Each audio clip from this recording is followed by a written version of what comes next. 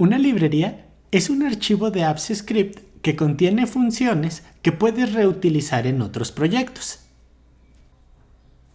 Supón que tienes una plantilla de algún tipo de documento de Google y que tiene código AppScript. Cuando realizas una copia, el código se copia en cada uno de los archivos. Si ocupas modificar o agregar otra función, tendrías que hacerlo archivo por archivo. Las librerías pueden ayudarte en estas situaciones.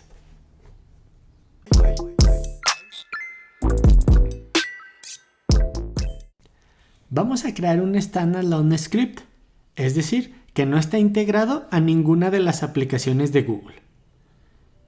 Como buena práctica, dale un nombre a tu proyecto que esté relacionado con su funcionalidad, ya que este nombre se te sugerirá como identificador de tu biblioteca. En nuestro primer ejemplo, crearemos una función para determinar el mayor de dos números. Entonces, vamos a establecer dos parámetros para esta función, lo que será el número 1 y el número 2. Vamos a indicar un if para comparar los dos números y vamos a decir que si el número 1 es mayor que el número 2, vamos a devolver el número 1. Ahora, si el número 2 es mayor que el número 1, la función devolverá el número 2 como mayor. Si ninguna de estas dos condiciones se cumple, significa que los números serán iguales, por lo que devolveremos una cadena de texto. Para crear tu librería, presiona el botón Implementar y selecciona Nueva implementación de tipo biblioteca. Escribe la descripción e implementa. Ojo, si vas a compartir tu librería con alguien más, es necesario que compartas el archivo, al menos con permiso de lectura. Y vamos a cambiar los permisos para que cualquier persona con el link del archivo pueda al menos leerlo. En el menú Configuración vamos a encontrar el ID, que es el que debemos de compartir para que los usuarios puedan usar la librería. Desde este archivo vamos a utilizar la biblioteca y las funciones que tiene ahí adentro.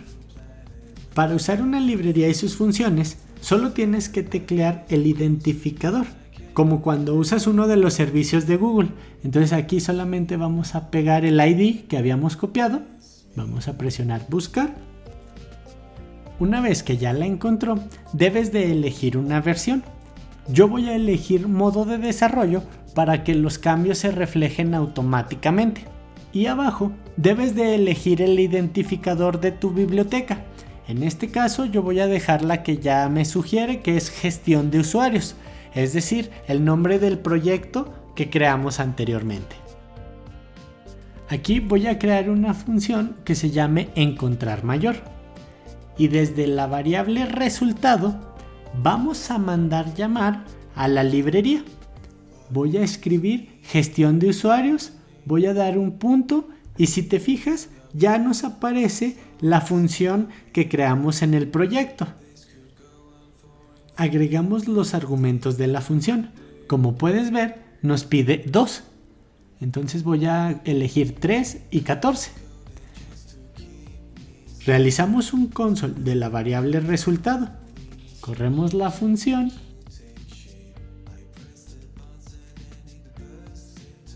Y aquí tenemos que nos ha devuelto el número 14. Ahora voy a ingresar dos números iguales. Voy a poner 14 y 14. Y nos arroja el mensaje de que los números son iguales. Bien, ahora te mostraré un caso que aplico en mi día a día. Tengo varias plantillas con uno o varios editores para ciertos rangos. Pero por determinadas circunstancias hay que estar gestionando estos editores.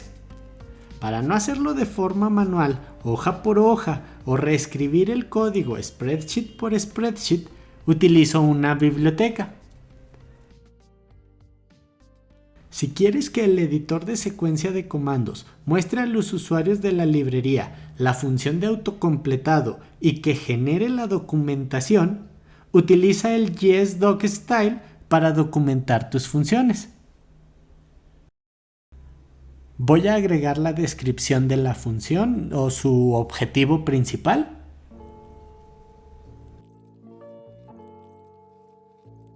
Y voy a indicar que esta función tiene un parámetro de tipo string que va a ser el correo del nuevo editor que vamos a agregar a estos intervalos.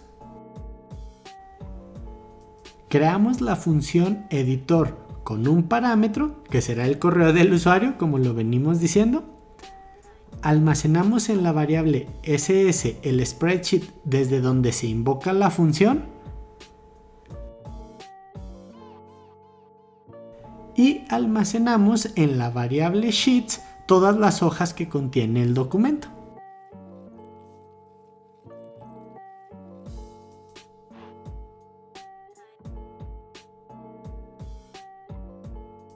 Ahora vamos a iterar a través de cada una de las hojas. Y por cada hoja, en la variable protections, almacenaremos las protecciones de tipo rango. Nuevamente, vamos a iterar por cada una de las protecciones. Y por cada protección, vamos a ir agregando el editor que necesitamos, es decir, el que pasamos como argumento a la función. Ya tenemos la función en nuestra biblioteca. Ahora, en la secuencia de comandos que está ligada a la hoja de cálculo, vamos a crear la función agregar maestro. Y en la variable nuevo profesor escribiremos el correo del nuevo editor. Esto nos ayuda a que en lugar de escribir toda la función en cada una de las plantillas, desde aquí ya nada más invoquemos la función que tenemos en la biblioteca. Guardamos y actualizamos la página para que cargue los cambios de la biblioteca. Y ya solo ingresamos nuestro identificador de la librería. Y como puedes ver, ya se presentan dos funciones. Vamos a elegir agregar editor. Y en este recuadro se ve la descripción de la función que agregamos previamente en la documentación. Agregar la variable nuevo profesor, que es la que contiene el correo del nuevo editor. Seleccionamos nuestra función y ejecutamos. Listo, ya terminó. Entonces podemos ir verificando los permisos y como podemos ver, ahorita ya tenemos dos editores, el que teníamos en un inicio y el editor que agregamos. Igual ahora podrías crear una función, pero para remover editores de los rangos. Esto es muy común cuando cambia un profesor de alguna materia como titular. Si en determinado momento necesitas que una o varias funciones no sean visibles o utilizables por los usuarios de tus librerías, lo único que tienes que hacer es agregar un guión bajo después del nombre de la función. Crearé una función privada solo con un string para realizar la prueba.